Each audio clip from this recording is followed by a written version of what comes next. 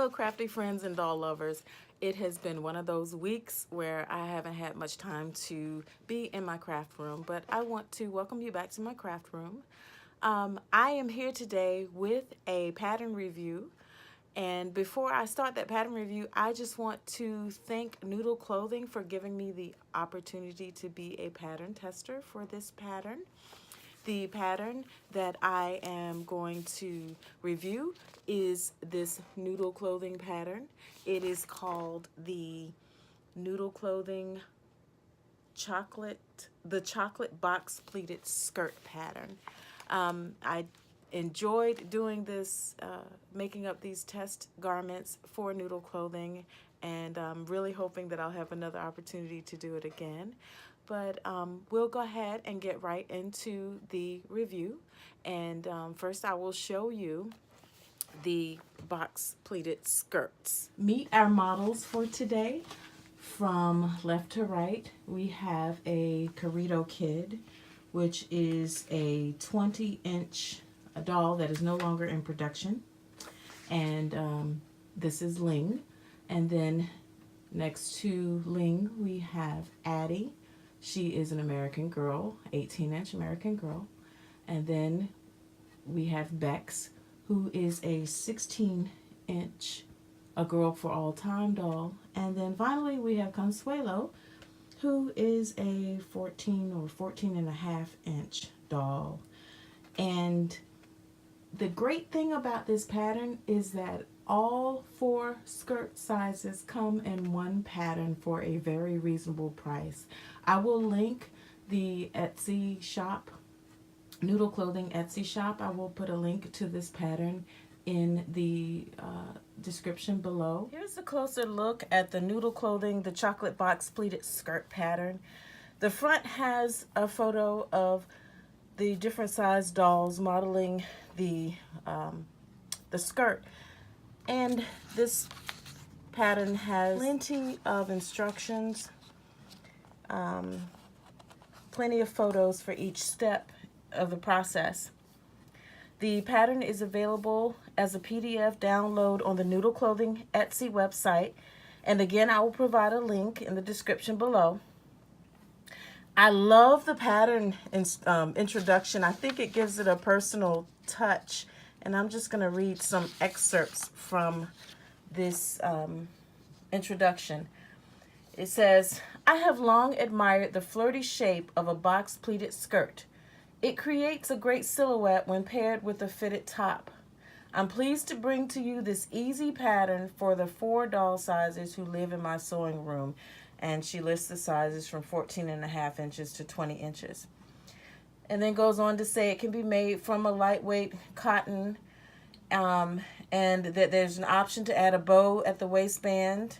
And it says, if you prefer your chocolate box tied up with a bow. I just love that. I think that is so cute. And then it goes on to say, "I consider this an easy plus project as it closes with an invisible zipper. I've also included an option for snap closure if zippers are your kryptonite."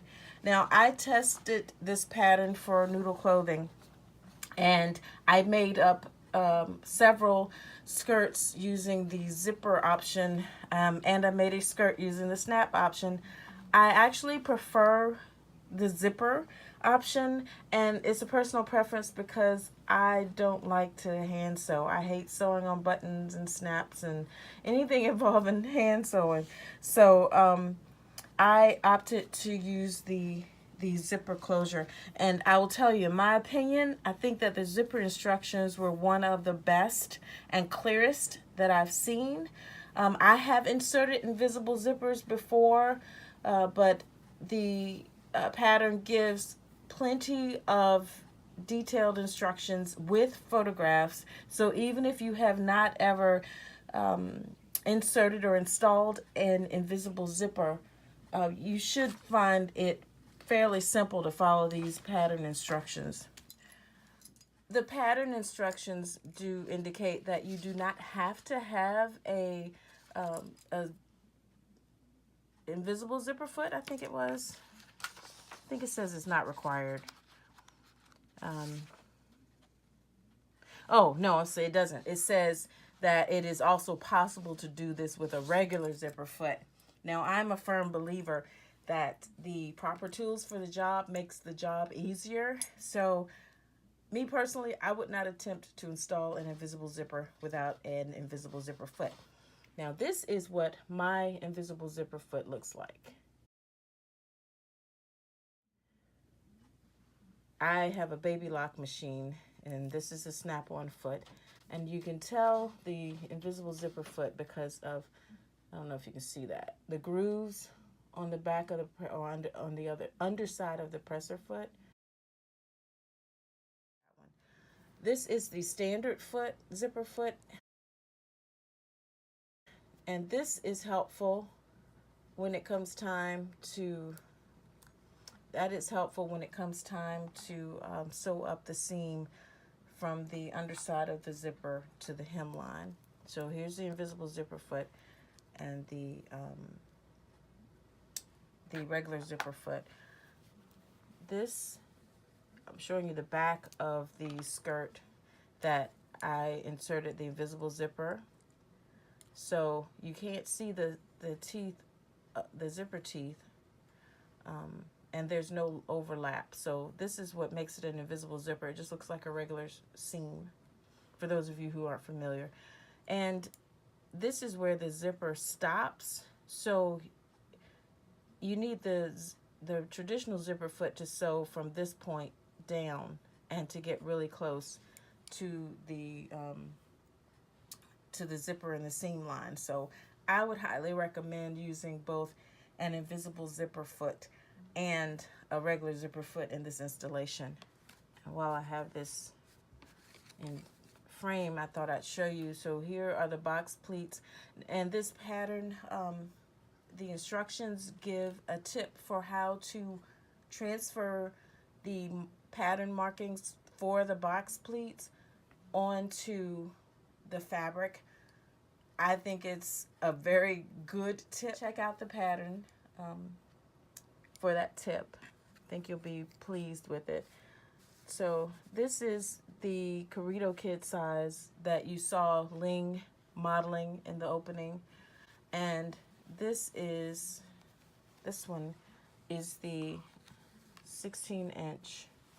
A Girl for All Time is, that doll is the 16-inch size. And you saw Bex wearing that. Now this one, I did the bow. I added the bow at the waistband. But I have another one here. Let me move Bex's arms so she can lay down. Okay, I'll just move them up here so you can see. Okay, so this one I did without the bow at the waistband. I also made this cute top, and if you're interested in seeing how I did that, please leave a comment below. I did use the Noodle Clothing With or Without You dress pattern, which I've done a pattern review on before. I will also put that in the show notes below. But I did modify that pattern to get this top. And there is a way to sew the top up where you end up with a reversible top. So if you're interested, let me know and I will show you how I did it. The great thing about this pattern is that a fat quarter will work for all pattern sizes. And just in case you aren't familiar with the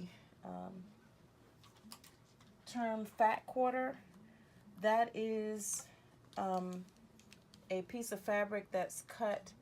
It's still 1/4 yard, but it's cut differently. So you end up with a piece of fabric measuring from I think 18 by 21 or 22 depending on the width of the fabric. Now this outfit here, I not only had enough in the fat quarter to make this skirt and the matching top. I think I did line the top. Yeah, I lined the top in a different fabric from another leftover fat quarter. And actually this was made after I made this. This is a different pattern, which I am planning to do a pattern review on this particular pattern as well. But I had enough fabric left over from this outfit to make this outfit.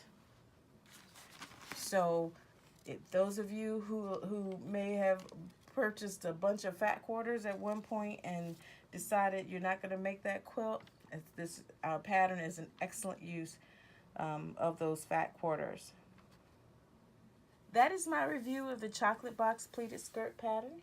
If you enjoyed this video, please remember to like, subscribe, and share, and please also leave a comment below. Again, thank you so much for watching, and I'll see you in my next video.